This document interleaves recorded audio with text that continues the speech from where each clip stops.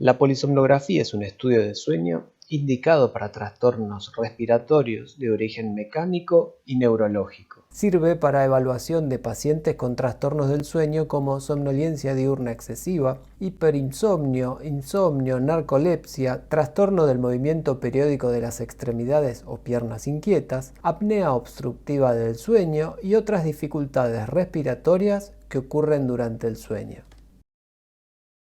Usualmente el paciente que va a realizar una polisomnografía fue derivado por un médico neumonólogo o un especialista en sueño, tras consultar por sus ronquidos y su somnolencia diurna. El tratamiento para muchos pacientes será usar un CPAP, que es un aparato usado a la hora de dormir que aporta una presión positiva durante la inspiración. En la polisomnografía, una parte de la sesión con el paciente puede usarse con fines diagnósticos y la otra para iniciar la terapia ajustando la presión óptima del CPAP. A este proceso se lo llama titulación del CPAP. El polisomnógrafo mide diferentes variables neurofisiológicas y cardiorrespiratorias, de forma continua y simultánea para evaluar la calidad del sueño del paciente y así determinar cuál es el origen de su patología. La señal de EEG se utilizará para saber si el paciente está dormido y para definir si la patología de sueño tiene origen neurológico. La electrooculografía o EOG sirve para definir en cuál de las 4 etapas del sueño está el paciente, permitiendo identificar, por ejemplo, la fase REM, donde hay movimientos rápidos de los ojos. El sensor de flujo de aire mide el ingreso y egreso de aire cuando el paciente respira. Dependiendo del tipo de sensor, también puede medir el aire que fluye por la boca. La electromiografía de mentón sirve para saber el tono muscular de la mandíbula y así determinar si el paciente está en la etapa de sueño REM.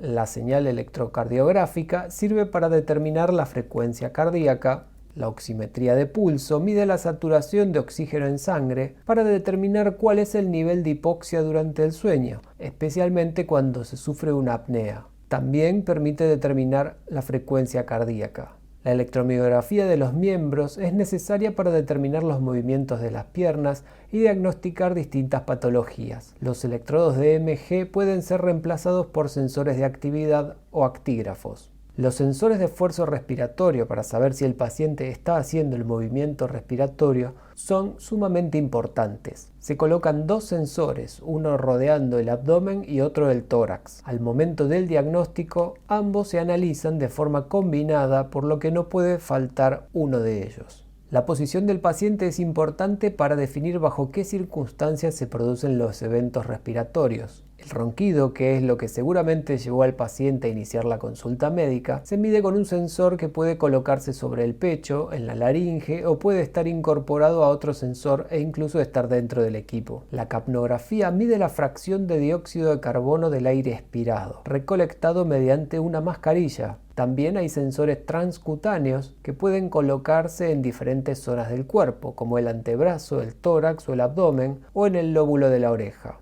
Para determinar si las patologías del sueño tienen un posible origen gastroesofágico, se usan sensores que se colocan en el esófago midiendo la presión y el pH.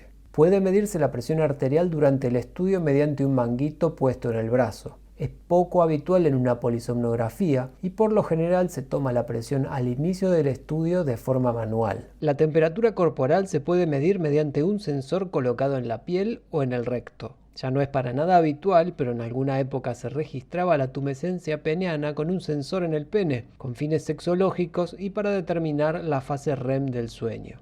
Los equipos de PSG también pueden medir otras variables que no tocan al paciente. El audio y video son muy importantes para observar el comportamiento nocturno. El sensor de iluminación es una facilidad para marcar el inicio y fin del estudio, así como las posibles interrupciones al levantarse el paciente o la relación que pudiera existir entre la iluminación y la calidad del sueño.